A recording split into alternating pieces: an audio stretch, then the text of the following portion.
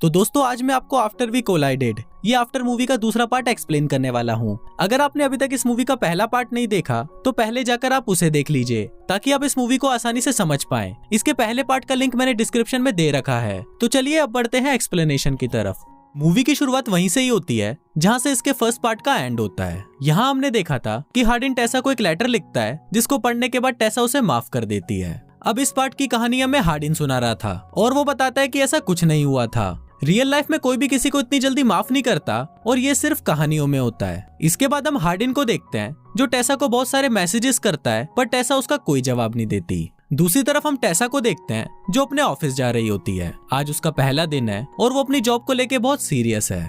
फिर लिफ्ट में टेसा ट्रेवर से मिलती है। वो एक अकाउंटेंट है और वो भी इसी ऑफिस में काम करता है। इसके बाद वो उसके बॉस की सेक्रेटरी किम्बरली से मिलती है जो उसे बताती है कि कोई भी इस ऑफिस में ज्यादा दिनों तक टिक नहीं पाता क्योंकि कुछ ही दिनों में उसको निकाल दिया जाता है। अब ये सुनकर टेसा बहुत ज्यादा नर्वस हो जाती है। इसके बाद टेसा को कुछ बुक की स्क्रिप्ट्स दी जाती है जिसको पढ़कर उसे उनका रिव्यू करना था। टेसा एक ही रात में 3 बुक्स को पढ़ लेती है और उनका रिव्यू लिखकर वो वहीं सो जाती है। अगली सुबह जब वो उठती है तो उसके सामने उसका बॉस होता है जो उसके रिव्यूज पढ़ रहा था।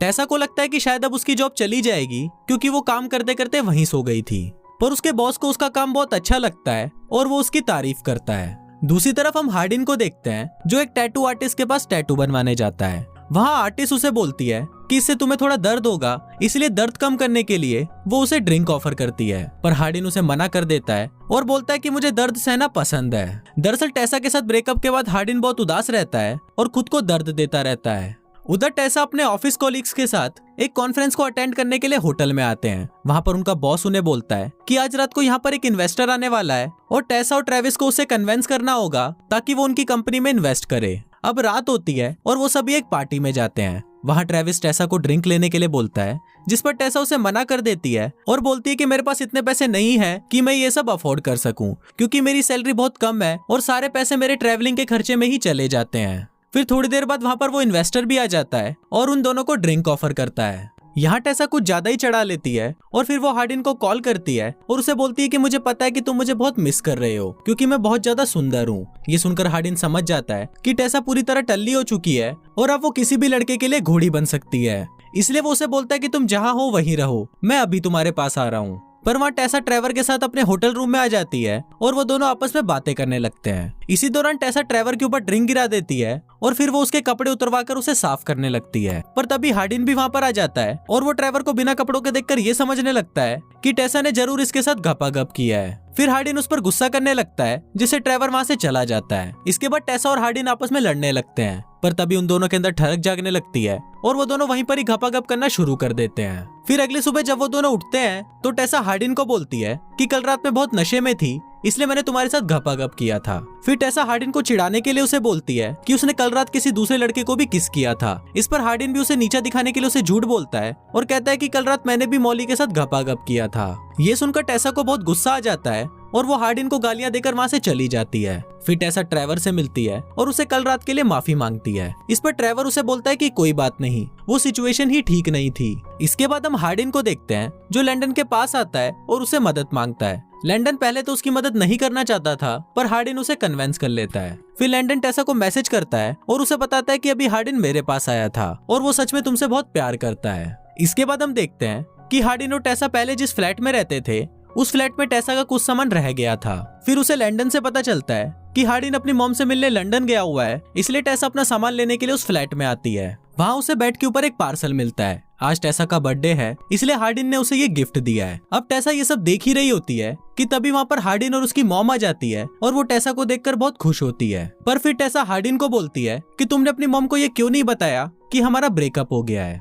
इस पर हार्डिन उसे बोलता है कि मुझे रिलेशनशिप में देखकर मेरी मॉम बहुत खुश होती थी और मैं उन्हें हर्ट नहीं करना चाहता था, इसलिए मैंने उन्हें ब्रेकअप के बारे में नहीं बताया। इसके बाद हार्डिन की मॉम उसे आज रात यहीं रुकने के लिए बोलती है, पर टेसा को आज अपनी मॉम से मिलने जाना था, पर हार्डिन की मॉम के फोर्स करने पर वो वहीं रुक जाती है। फिर अगले दिन टेसा जब अपनी मॉम से मिलने जाती है तो वहाँ पर उसे नोवा मिलता है और वो टेसा से पूछता है कि तुम्हारा और तुम्हारे डैड का रिलेशन कैसा था। दोस्तों यहाँ पर हमें पता चलता है कि टेसा जब बहुत छोटी थी तो उसके डैड उसे छोड़कर चले गए थे। फिर टेसा अपनी मॉम को फोन करती है तो उसकी मॉम उसे बताती है कि तुम्हारे डैड यहाँ पर तुमसे मिलने आए थे पर मैंने उनको भगा दिया। अब ये सुनकर टेसा को बहुत गुस्सा आता है और वो वापस हार्डिन के पास चली जाती है। अब पूरी रात हार्डिन के साथ पलंग तोड़ने के बाद जब सुबह टेसा उठकर बाहर आती है तब हार्डिन की मॉम उससे पूछती है कि तुम्हारा और हार्डिन का रिलेशनशिप कैसा चल रहा है। इस पर टेसा उसकी मॉम को सच बता देती है और बोलती है कि आपका बेटा चूतिया है, उसने मुझे धोखा दिया था, इसलिए मैंने उसे छोड़ दिया। पर हार्डिन अभी भी उससे पैचअप करना चाहता है, इसलिए जो चीजें टेसा को करना पसंद है वो भी हार्डिन उसके साथ करता है। अगले दिन किम्बरली टेसा को फोन करके ऑफिस बुलाती है और उसे बताती है कि उसके बॉस को और उसे किसी काम से शहर से बाहर जाना पड़ेगा, इसलिए टेसा को उसके बॉस के बेटे का ख्याल रखना होगा। अब इसके कुछ दिनों बाद क्रिसमस पर हार्डिन टेसा को एक नेकलेस गिफ्ट करता है और ये देखकर टेसा उसे बोलती है कि मुझे नहीं लगा था कि हम दोनों क्रिसमस तक साथ रहेंगे। यहाँ टेसा बहुत ज्यादा इमोशनल हो जाती है और हार्डिन उसे संभालते हुए बोलता है कि मुझे एक लास्ट चांस और दे दो, मैं तुम्हें फिर कभी भी चीट नहीं करूंगा।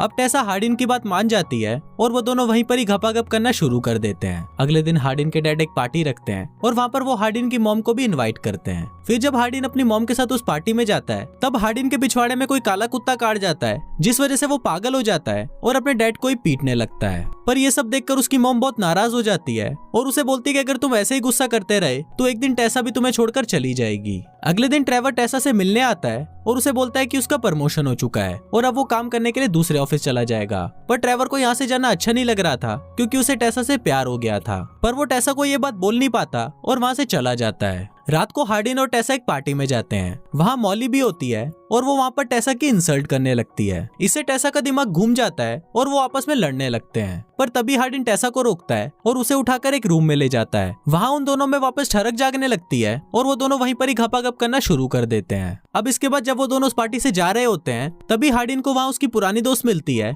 और उसे बोलती है कि आज रात को जो भी हमारे बीच हुआ उसे तुम सीक्रेट रखना।